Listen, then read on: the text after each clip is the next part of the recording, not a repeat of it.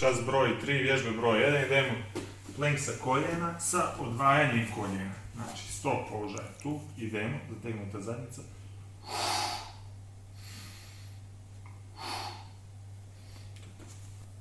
Vježba broj 2, iskorak u 3 strane, idemo prvo naprijed, bočno, nazad, isto to i u drugu stranu idemo. Tu,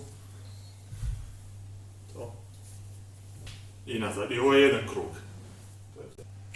Vježba broj 3, sklek sa odvajanjem dlanova i uzručenjem, znači djevojčice ovako rade, tu,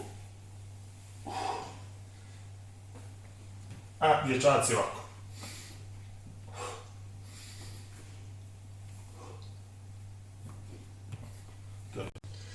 Vježba broj 4, skokovi bočno, znači idem iz tog položaja tu i u drugu stranu.